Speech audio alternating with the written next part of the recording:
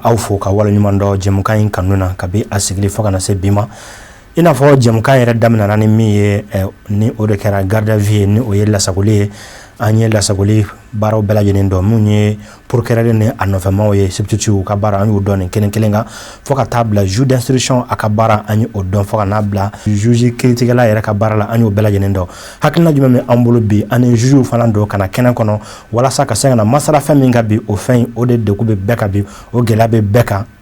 o difficultéw ka se ka na kuma o ka sariya ye mun de fɔ a la o hakilina o tɛ dɔwɛrɛ ye o de ye maa gɛni ka bɔ so kɔnɔ an b'a fɔ ko gɛni ni o ye expulsion ye expulsion bɛ kɛ cogo jumɛn sariya kɔnɔ o de y'an ka bi hakilina le thème du jour la procédure judiciaire de l'expulsion au Mali sariya ye mun de fɔ n'i bɛna mɔgɔ labɔ i ka so location na i kan ka tɛmɛ sira jumɛnw fɛ yala minnu bɛ ka kɛ bi ani sariya bɛ taa ni ɲɔgɔn ye wa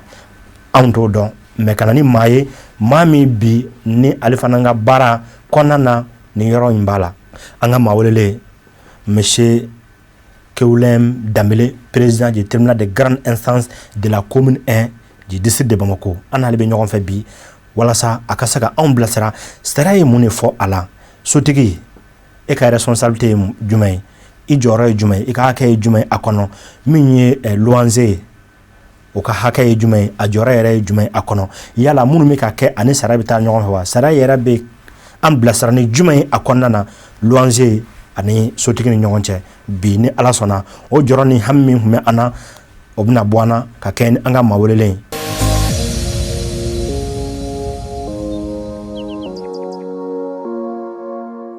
Monsieur le Président, bonsoir. Bonsoir. An b'i fo k'i waleɲuman dɔn i ka sɔn ka na anw jaabi nin kɛnɛ kan ka anw bilasira ka sariya fɔ anw ɲɛna baara in a bɛ kɛ cogo min na an b'i fo la. Foli diyara n ye. I Dambélé. Merci. Merci. Monsieur le Président, e n'a fɔ an nana ni hakilina ye cogo min na ni o ye sariya ye mun de fɔ maa gɛnni na ka bɔ i ka so kɔnɔ parce que kumaw la a bɛ fɔ de k'a fɔ ko luwanze bilama o ye principe ye ka k'i yɛrɛ ka so o ye exception ye ɔ ni a kɛra o cogo la maa min bɛ luwanze la duguba kɔnɔna na o ka ca ni mun yɛrɛ bɛ ka so o la sisan a bɛ fɔ min ma ko expulsion ni o ye gɛnni ye ale yɛrɛ ye jumɛn ye. D'accord, i ka ɲininkali diyara n ye. Expulsion, le mot est un peu vague. Mais expulsion, en un mot, gain de l'eau. Gain de l'eau. Au gain, abseka ke, mo abseka gain, hali kenelangulung, ni tala kata occupé tate, ibseka gain kaboy. Abseka ke, ibseka ta waliteren kata sojo o kankasure tate, ibseka gain. Mo ibseka gain, hali ka sokono mo me. N'a bɛ kuntala a bɛ kunbɛn na o yɛrɛ bɛ se ka gɛn mais i ye i ka question taabolo kan même m'a intéressé bi ça c'est l'expulsion locative voilà donc luwanze kɔnɔna la sotigi wagati dɔ bɛ se ka s'a ma a bɛ jateminɛ kɛ k'a fɔ n ka locataire a wagati sera nka a gɛn nka tribunal nka se tribunal la k'a gɛn ka bɔ nka so kɔnɔ donc sotigi ka tagali tribunal la k'a fɔ ka locataire gɛn ka bɔ so kɔnɔ en principe o de ye expulsion ye expulsion o ye yamaruya sɛbɛn ye tribunal fɛ k'a di huissier ma huissier ka se ka mɔgɔw gɛn ka bɔ sotigi ka so kɔnɔ o de ye expulsion ye. O kɔnɔna na anw bɛ mun ye bi ani e bɛ ka min fɔ u tɛ kelen ye expulsion yala condition dɔw de b'a la wa walima anw bɛ to ka mun ye don dɔ dugu jɛra dɔrɔn ka luwanze ka compteur fili sama ka bɔ a la walima ka worobinɛ ji tigɛ ka bɔ a la walima so bɛ agence bolo agence bɛ na dɔrɔn k'a fɔ bɔ so kɔnɔ ni sariya kumana ale bɛ mun de fɔ an ɲɛna ni condition bɛ expulsion yɛrɛ. Expulsion condition b'a la forcément a condition fɔlɔ généralement an bɛ min ye expulsion o ye impayé ni locataire juru cayara a la n'a banna ka so sara juru cayara a la o y'a condition dɔ ye gɛnni condition dɔ ye a filanan a bɛ se ka kɛ locataire ka to loyer la ale yɛrɛ bɛ so sous-louer ka tila ka location k'a latɛmɛ mɔgɔ wɛrɛ ma ka sɔrɔ ani sotigi ka yamaruya t'a kɔnɔ ka so location kɛ ka sɔrɔ ani sotigi ka yamaruya tɛ o fana bɛ se ka kɛ gɛnni dɔ ye bon a bɛ se ka kɛ gɛnni dɔ bɛ se ka kɛ fana mɔgɔ dɔw bɛ yen u bɛ so sara mais en réalité u ka balawu ka bon so kɔnɔ u mara man di u ni mɔgɔ tɔw tɛ se ka mara ɲɔgɔn kan donc nin bɛɛ bɛ se ka kɛ sababu ye ka mɔgɔ ka labɔ o bɛɛ condition dɔ ye pour que a tigi ka gɛn ka bɔ so kɔnɔ o kɔrɔ mun bɛ ka kɛ u tɛ ka kɛ sariya kɔnɔ c'est ça mais sisan n'i bɛna maa gɛn ka bɔ i ka so kɔnɔ tɛmɛsira jumɛnw b'a la i kan ka tɛmɛ minnu fɛ ka kɛɲɛ ni sariya ye walasa a tigilamɔgɔ ka bɔ i ka so kɔnɔ la procédure d'accord gɛnni i y'a fɔ cogo min na procédure de b'a la sotigi n'i y'a jateminɛ k'a fɔ i ka locataire a bɛ faute la il est en faute a tɛ so sara la tuguni ou bien juru yɛrɛ la a tɛ so sara la ou bien a ka mankan cayara so kɔnɔ ou bien a ka tiɲɛni barika bonyana ye a b'a décider k'a fɔ a bɛna labɔ donc o labɔli o ye condition fila ye soit a ka juru caman yɛlɛla la ou bien a ka ko cayara ou bien contrat min b'a ni sotigi cɛ n'o ye clause résolutoire ye i bɛ taa sɔrɔ contrat kɔnɔ clause résolutoire dɔw b'o kɔnɔ c'est à dire a bɛ contrat kɔnɔ k'a fɔ ko dɔw bɛ yen n'i y'olu kɛ dɔrɔn ayiwa i ka luwanse banna dɛ n'i y'olu ɲɔgɔnna dɔw kɛ sotigi a bɛ se ka se tribunal la k'a fɔ a bɛ n'i gɛn ka bɔ so kɔnɔ mais o la a bɛ assignation de kɛ a bɛ tɛmɛ huissier fɛ ka assignation kɛ ka taa d'i ma i bɛ wele i ka t'i ɲɛfɔli kɛ tribunal la o yɔrɔ la n bɛ aw ka attention attirer o kan agent immobilier ou bien huissier yɛrɛ u bɛ to ka mɔgɔw nɛgɛn ni papier dira bon dɔw ja bɛ pan bon ne m'a dɔn nin de don n bɛna n ka so sara o b'a fɔ bon a ka ɲi tan an b'a régler e ka to so hali n'i ma taa tribunal la tuguni an b'a ɲɛnabɔ parce que an bɛ jugement fɛn fɛn kɛ les 80% ou même les 90% sotigi de bɛ taa ou bien agent immobilier de bɛ taa mais loyer yɛrɛ tɛ ye locataire a tɛ ye donc mais u b'a fɔ a tigi ye ko to ye ko a kan bɛ nin arranger an bɛ nin arranger tribunal la mais u bɛ taa au lieu que ka arranger ni tribunal ye welela min ye ni fɛn min fɔra i kan o y'i sɔn ye dɛ donc généralement n'a fɔra ko kalo 5 juru b'i la kalo 4 juru b'i la u bɛ taa ka t'olu fo a dɔw bɛ se ka kɛ tiɲɛ t'a la donc tribunal a caman a b'a décider k'i gɛn ka bɔ yen ka décision ta k'i gɛn ka bɔ yen mais i tɛ bɔ yen o nɔ la fo papier ka taa d'i ma ni papier taara d'i ma fana en principe commandement de bɛ d'i ma ni décision bɔra bi a tɛ se ka fɔ sini bɛ i ka bɔ dɛ huissier bɛ taa commandement de d'i ma k'a fɔ bon tribunal ye kiiri tigɛ k'i ka bɔ o tile 8 b'i bolo i k'i labɛn yan'an ka n'i ka minɛnw fili commandement de quitter les lieux o tile 8 kɔnɔ i b'i labɛn mais a dɔw fana la tile 8 kɔnɔna la yanni tile 8 ka se i bɛ mɔgɔ dɔw sɔrɔ sojuru bɛ yɛlɛn u la ka sɔrɔ so saralaw yɛrɛ don mais dɛsɛ dɛsɛ bɛ se k'a to mais n'i ko k'i b'u labɔ fana a bɛ na ni tiɲɛni dɔ ye i bɛ taa sɔrɔ mɔgɔkɔrɔba dɔ b'a tigi bolo banabagatɔ b'a bolo ou bien a denw bɛ l'école la l'école mɛ n'a ka luwanse ka surun ɲɔgɔn na ou bien a bɛ se ka kɛ sɛmɛfɛla yɛrɛ ye luwanse tɛ se ka sɔrɔ wagati min na so wɛrɛ tɛ se ka sɔrɔ wagati min na n'a bɔra nin kɔnɔ donc o tigi fana a tile 8 kɔnɔ a bɛ se ka boli ka taa tribunal la ka taa fɔ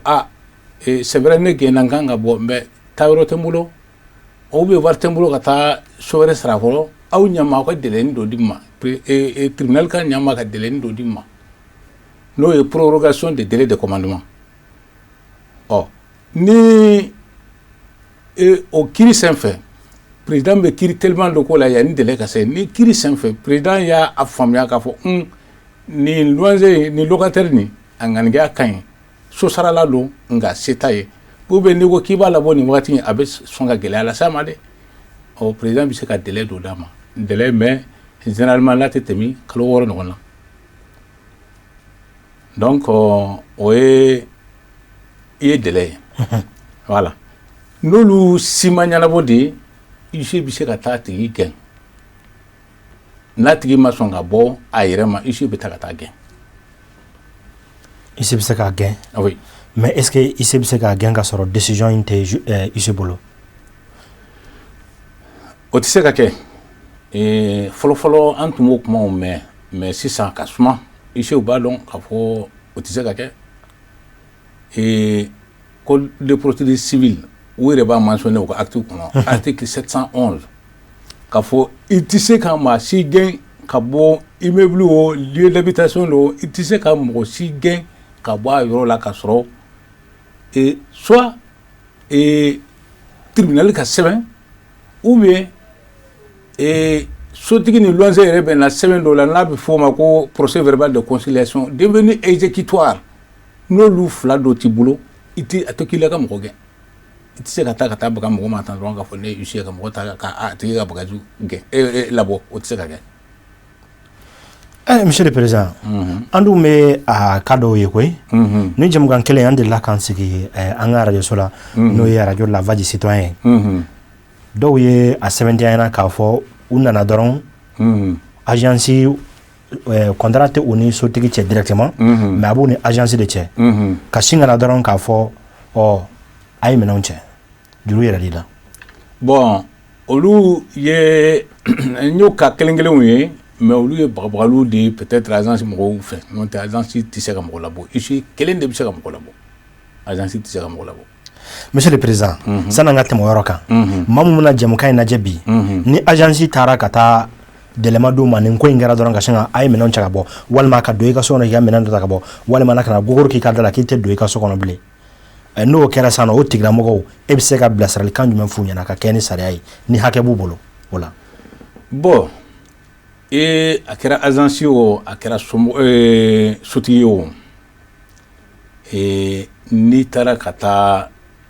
tribunal ka papier t'i bolo de toute façon huissier de bɛ mɔgɔ gɛn mais ni agence taara ka taa mɔgɔ ka da tugun n'a kɛra dɔrɔn i bɛ wuli i bɛ se tribunal la tribunal bɛ décision bɔ ka taa da yɛlɛ diyagoya wa ɲangili bɛ se ka taa ka ɲɛsin u ma. Monsieur le Président o diyara n ye halisa an bɛ procédure in kɔnɔna na ni o ye tɛmɛsira ye donc nin cas bɛ maa min kan ni i b'a fɛ ka taa tribunal la i da sera kuma dɔ ma ko assignation an bɛ o kɔnɔna na procédure in kɔnɔna na toujours o assignation in yala i yɛrɛ de bɛ se ka sɛbɛn wa walima f'i ka se huissier ma huissier ka o assignation in kɛ n'a bɛ kɛ n'o assignation in n'a kɛra a bɛ ci procureur ma wa walima a bɛ ci président du tribunal de ma. Bon normalement assignation huissier de b'a kɛ hali ni mɔgɔ wɛrɛ y'a kɛ i bɛ passer huissier ka bolo de kan mais a bɛ ci président de ma président du tribunal a tɛ ci procureur ma. Procureur ka fɛn t'o la. ayi procureur ka fɛn t'o la. mais requête tɛ se ka dɔ fana b'a fɔ ma ko requête ka lettre dɔ sɛbɛn o tɛ se ka kɛ k'a déposer. requête a fɔ a bɛ se ka kɛ a bɛ se ka kɛ a bɛ se ka kɛ mais requête ni assignation différence ye mun ye n'i ye assignation kɛ hali n'i ma taa i bɛ se ka assignation kɛ dɔrɔn ka taa bila yen hali n'i ma taa tuguni or requête n'i ye requête kɛ i bɛ taa de n'a tigi bɛ kuma falen falen or assignation i bɛ se k'i ka sɛbɛnni kɛ dɔrɔn ka taa a tigi fana bɛ se k'i ka sɛbɛnni jaabi hali n'a ma ɲɔgɔn ye. kiiri bɛ se ka tigɛ. kiiri bɛ se ka tigɛ parce que a kumakanw bɛ yen o ye assignation ye l'assignation vaut conclusion. a diyara n ye an y'o kɔni faamu Monsieur le Président. an bɛ dɔ wɛrɛ la kɔlɔsi nin bɛɛ ye an lajɛbagaw ka ɲininkaliw ye ka a fɔ ko ni sotigi ko ko bɔ n ka so kɔnɔ a ma tɛmɛ nin sira bɛɛ fɛ ko ni i tulo ja kan k'a fɔ a ko bɔ n ka so kɔnɔ sani dɔgɔkun ka ban c'est à dire avant la fin de la semaine ko ni ma bɔ dɔw bɛ courant tigɛ i la jango ni sotigi kɛra ɲɔgɔn kan dɔw bɛ courant tigɛ la dɔw bɛ ji tigɛ la sariya bɛ an bilasira ni mun y'o kɔnɔna na. Bon o ye ka kiiri tigɛ yɛrɛ ye sotigi yo agence yo i tɛ se ka taa courant tigɛ mɔgɔ la c'est fréquent ka taa courant tigɛ ou bien ka taa ji tigɛ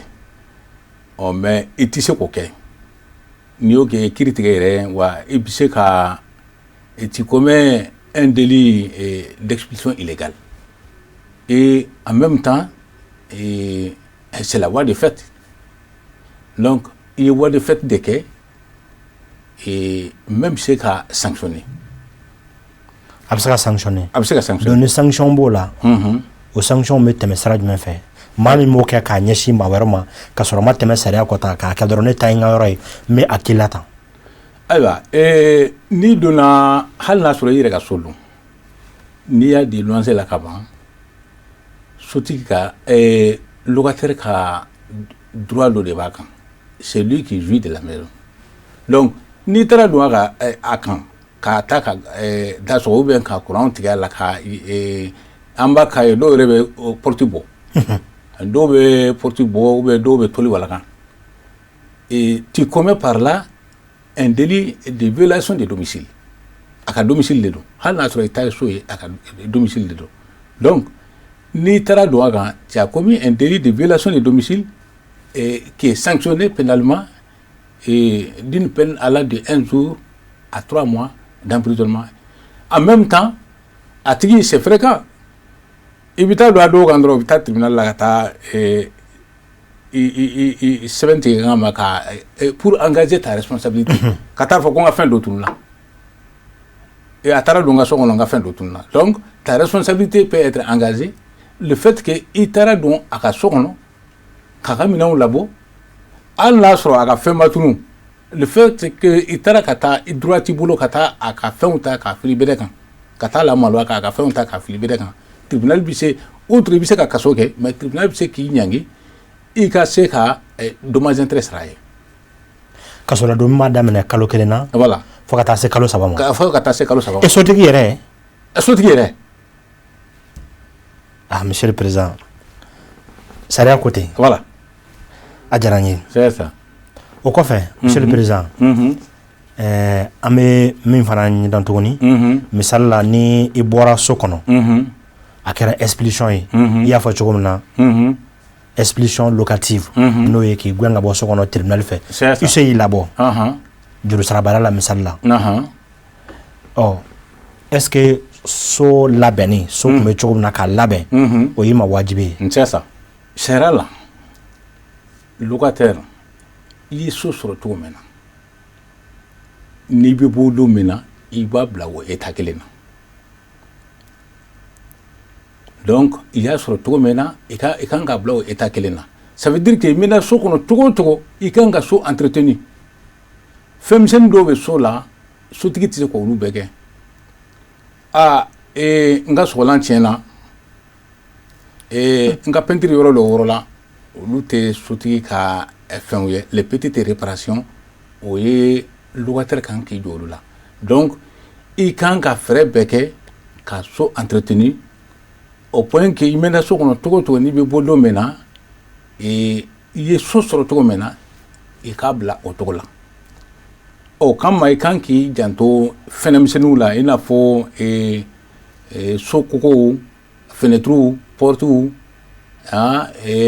atsu dugumalaw ni bebala courant installation robinet plomberie sanitaire i kan ki janto ni bela ka entretenir ya soro togo mena ni bita lo mena ka ato to la et c'est pourquoi souvent manga ibi manga chaman beke sotigi ni locataire ni ñonde o formel bayade locataire do be botan dron ko ibita soro na yo caution sara ni caution kalo sabale abi banka kalo sabale to sara ka bona yere caution madabo ka fo i ka juru kama caution dabora ni ma tiɲɛni kɛ so kɔnɔ so bɛ segin ma donc ni ma so dégradé so be di ma so ya sɔrɔ cogo min na n'i ma dégrader n'i y'a to o cogo la i ka caution bɛ segin ma o ni k'a fɔ n kan b'a ka so sara ka ko n ka caution bɛ o tɛ kelen ye dɛ caution ma dabɔ o kama tuma bɛɛ o mankan misɛnnin bɛɛ o faamuyalibaliya bɛ yen caman ka hakilila la ko caution dabɔra n'i bɛ bɔ i bɛ kalo hakɛ dɔ kɛ ko ma tila n ka caution jeli la caution ma dabɔ o kama dɛ a dabɔra garantie dɔ de don n'i ma sotigi ka so tiɲɛ n'a taara lajɛ ani huissier bɛ taa lajɛ n'a ko tiɲɛ la n ye n ka so di ma cogo min na a filɛ o cogo de la a b'i ka caution lasegin ma. donc caution mais ni e donna so kɔnɔ cogo min na i bɔra don min na so tora o cogo kelen na tiɲɛda ma bila a la a ma pɛrɛn a ma sɔgɔ dugumana b'a nɔ na caution seginni ma wajibi ye. a wajibi don bon fo ka taa sɔrɔ juru fana t'i la dɛ. n'o tɛ sotigi hali n'a sɔrɔ i ma tiɲɛni k'a ka so kɔnɔ e ka wari b'a bolo n'o ye caution ye a dun ka juru fana b'i la a tɛna bɛɛ segin ma dɛ. voilà. Alisa an bɛ expulsion kɔnɔ la procédure judiciaire de l'expulsion locative au Mali an b'a fɛ ka min dɔn o kɔnɔ est ce que ni i gɛnna tribunal ye kiiri tigɛ huissier taara i bɔ so kɔnɔ yala juru minnu b'i la olu juru sarali ko bɛ kɛ cogo jumɛn e bɔra e gɛnna ka bɔ so kɔnɔ ko i tɛ ka juru sara juru de b'i la mais e bɔra ka ban juru minnu b'i la olu ko bɛ kɛ cogo di monsieur le président.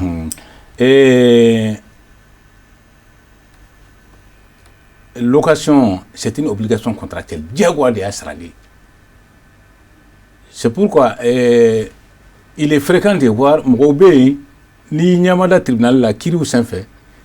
Mabé a deux personnes du Strama, nous Genayan, au Bita, Kata avancé sur la voie de la Kata Loin Touni. Mais Souti, quand Kabla Kunaka Fo, ni Niame et loyer, c'est une créance.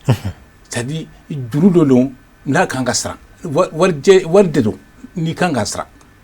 donc ni i bɔra ni tribunal ye mɔgɔ gɛn ka locataire gɛn k'a fɔ a gɛnna ka bɔ so kɔnɔ wa kalo 5 juru b'a la o kalo 5 n'a tun bɛ so kɔnɔ wa 5 kalo 5 o wa 25 ye ni e bɔra n'i yɛrɛ dɔrɔn ko tribunal de y'i gɛn huissier taara ka t'i gɛn n'i ma sara sotigi bɛ o gɛn ni papier kelen in ta ka na segin ka na tribunal la kana soit assignation ou requête kana o ladun en réclamation de somme ka fo ika aka juru b'i la wa ni nana non seulement e bɛ juru sara wa ni mi kɔlɔsi dommage intérêt i bɛ se ka condamner i k'o fana sara donc juru in sarali bɛ k'i ma wajibi don. monsieur le président an ka waati kɔni ye an sɛbɛkɔrɔta an tɛgɛ ma mais an b'a fɛ ka min dɔ teliya la o de ye ni gɛnni minnu kɛra a la ni ma sɔn a ma ni a y'a sɔrɔ voie de recours b'a la. voie de recours b'a la gɛnni ye cogoya fila ye gɛnni min ka ca kosɛbɛ an fɛ o ye juge de référé ka gɛnni ye kiiri tellement ni gɛnna o la ni o juge y'i gɛn o voie de recours o ye 24 heures de ye 24 heures kɔnɔ i bɛ teliya ka appel kɛ mais ni juge du fond de y'i gɛn o ye voie de recours ye 1 mois ye 1 mois b'i bolo ka appel k'o la bon mɔgɔw hakili la caman hakili la k'a fɔ hali ni gɛnna so kɔnɔ ko appel nin ko kun t'a la tuguni kun b'a la dɔw bɛ gɛn mais appel la o bɛ tila ka gagner a bɛ fɔ ko ko gɛnni kun tun t'a la ko a kɔni gɛnna tan dɔrɔn n'o tɛ gɛnni kun t'a la o la ni so kelen in kɔnɔla ka di hali n'a sɔrɔ i ka so tɛ dɛ i bɛna ɲini tribunal fɛ ko bon ne tun bɛ luwanse la nin so in de kɔnɔ n gɛnna ka bɔ yen wa cour d'appel y'a jira k'a fɔ tribunal de ko kɔn ka bɔ mais cour d'appel y'a jira k'a fɔ boli kun tɛ n na bon tribunal a ye n segin o la a bɛ fɔ o ma ko réintégration donc tribunal bɛ se ka sotigi diyagoya e ka segin i ka luwanse la yen nɔ la tuguni donc voie de recours nafa b'a la. a diyara n ye monsieur le président juge des référés ale ka gɛnni ye 24 heures mais fo a ka signifier la. voilà fo a ka signifier la. i bɛ se ka appel yɛrɛ kɛ hali n'a ma signifier la n'i b'a kalama voilà mais normalement a kan ka signifier la. et en même temps d'i ma. voilà voilà en même temps i ye appel kɛ o i ma appel kɛ o huissier kan ka 8 jours d'i ma i k'i labɛn yanni boli cɛ. a diyara n ye monsieur le président anw ye faamuya sɔrɔ nin ko ninnu na bi an filɛbagaw luwansew ani u ka sotigiw ni ɲɔgɔn cɛ e bɛ se ka kumakan jumɛn sɔrɔ ka jɛmukan kuncɛ bilasiralikan na walasa dɔ ka bɔ ni mankanw na a kɛlɛw ka dabila. Ayiwa sotigi ni luwansew ni ɲɔgɔn cɛ ne hakili la sotigi ni luwanse aw kan ka dialogue tuma dɔw la aw kan ka dialogue ka échange d'idées kɛ n'aw fɔra ɲɔgɔn na il faut chercher à régler à l'amiable. N'o ma bɛn aw bɛ se ka hali mɔgɔ wɛrɛ da dɔn a la procéder à une conciliation n'olu si de ma ɲa aw bɛ se ka taa tribunal la mais hali o bɛɛ la n bɛ se ka ladilikan min di sotigi n'i bɛ so di an jija o la ka o fɔ sotigi n'i bɛ so di a ka kɛ so ɲuman fana ye so dɔw bɛ luwanse la i bɛ taa sɔrɔ so cilen don bon a tigi yɛrɛ ka vie bɛ danger la min bɛna don a kɔnɔ mais a se t'a ye donc kana mɔgɔ don so kɔnɔ a ka vie bɛ se ka bila danger la so min kɔnɔ ou bien a ka santé en même temps mɔgɔ bɛ so kɔnɔ ka to ka sojuru yira a yɛrɛ ma tuma bɛɛ parce que ne de ye sotigi ye ka taa na dɔrɔn bon dɔ farala sojuru kan so wɛrɛ kan o tɛ kɛla o bɛɛ kan ka kɛ bɛnkan de ye bon so kan ka labɛn fana ni mɔgɔw b'a kɔnɔ les grosses réparations o ye sotigi ta ye. ɲɛgɛn sama b'o la. voilà ɲɛgɛn samali b'o la ni fɛn fara k'a sama ka bɔ. non loi min bɛ loyer kan en principe ni tant que i bɛ so kɔnɔ yanni i ka so kɔni di loyer la sotigi kan ka ɲɛgɛn sama mais tant que mɔgɔw bɛ loyer kɔnɔ u yɛrɛ de kan ka ɲɛgɛn sama ça quand même ça c'est un problème. Voilà, donc les grosses réparations, vous voyez, les petites réparations, le locataire de kan k'olu kɛ. Et en même temps, ka na sotigi i kan ka locataire fana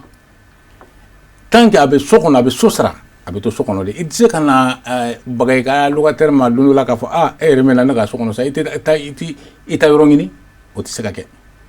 donc hali ni i b'a gɛn i kan ka délai dɔ de d'a ma hali ni i bɛna labila i kan ka délai dɔ d'a ma o filanan il est fréquent de voir c'est très fréquent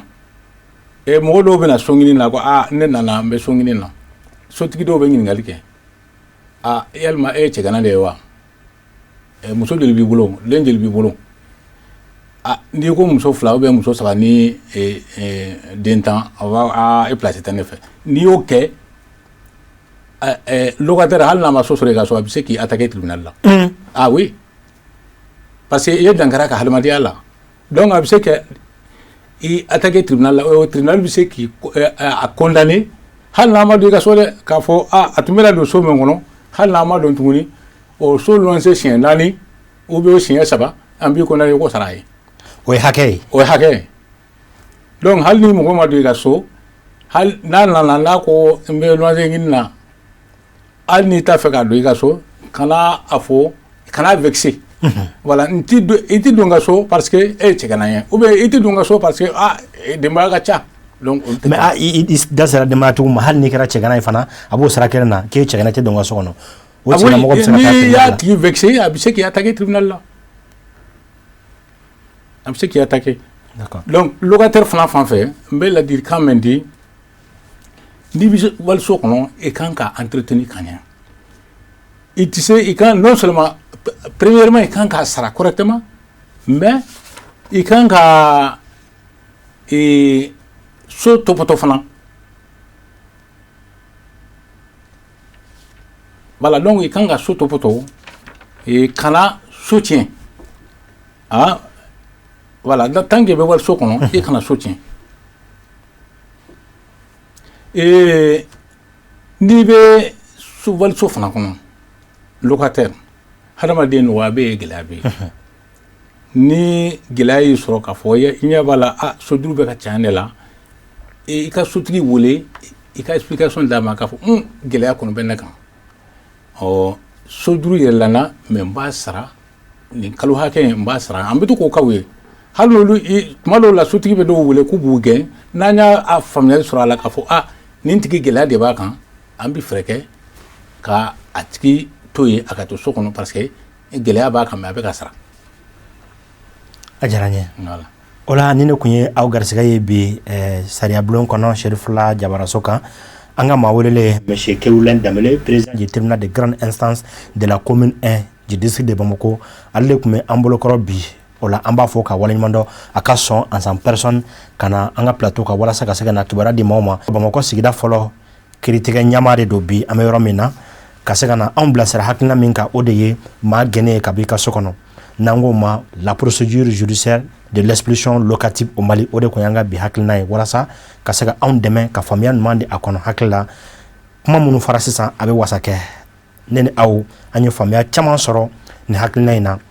anw sotigiw ani minnu bɛ luwanse la bɛɛ ka responsabilité b'a la bɛɛ ka hakɛ b'a la bɛɛ jɔyɔrɔ b'a la sariya dɔnbaga ye a fɔ cogo min na bi ni maa kan ka kuma ka se ka anw bilasira Mali kɔnɔ nin thème in kan